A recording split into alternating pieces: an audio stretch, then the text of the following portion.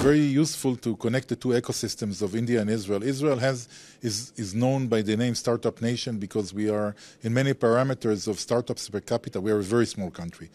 But I hope it will be back on track soon and we can finalize the FTA. In diplomatic relations 30 years ago, we were $200 million of trade. So now we are close to 8 billion, and this is without defense. Chandigarh is very unique in many ways. First of all, it's the capital of two states, and secondly, it's, I think, the most organized city I've visited in India, well pre-designed as a very organized city, I must say. And also our experience of cooperation here in Chandigarh with Haryana, for example, where we have centers of excellence. Haryana is one of our best partners. And also in Punjab we work. So I'm very happy to be here. It's not my first visit. How do you see these kind of events beneficial for growing countries like India? I think that it's very useful to connect the two ecosystems of India and Israel. Israel is known by the name Startup Nation because we are, in many parameters of startups per capita, we are a very small country. But in many parameters of startup per capita, we are the world leader. And India has, because it's 140, 150 times bigger than Israel, of course the nominal number, the total number of startup in India is even bigger than Israel. So we both have a very strong ecosystem of innovation. In India there is a stronger market and a stronger industrial base. So it's very natural, the cooperation between our brains and our capacities. And that's what we are trying to do here. We're trying to unite the two ecosystems of India and Israel of innovation in order to make beautiful things, cooperations coming out of them for the well-being of our citizens, but also of the world, because here we are dealing with clean tech, clean technology, and this is, I think that's the future of the world, how we make this planet better. And that's what we are trying to do together. So how many, so many countries want to invest in India? How is Israel coming to invest in India? Companies, like new companies, also want to.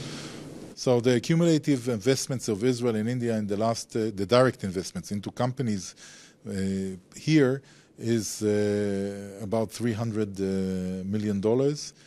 Close to that. There are about 300 Israeli companies invested in India.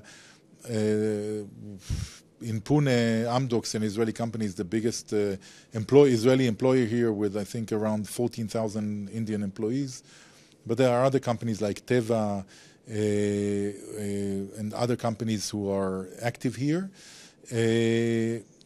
Israelis are coming here to look for market because of the size of India, but also for manufacturing here because India is much cheaper than Israel. So I think that the potential is really, really big. So any new idea to establish new companies in Punjab and Haryana?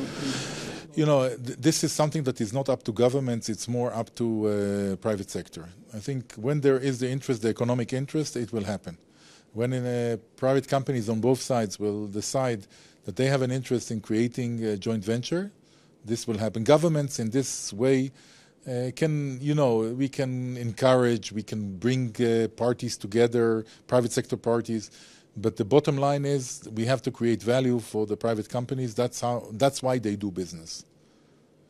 Is the right time to Israel and India to go for free trade agreement? Yeah, it's in the discussions already for 10 years. I hope it will happen soon. When Dr Jaishankar was in Israel last October, he spoke about going forward with the FTA, with the free trade agreement.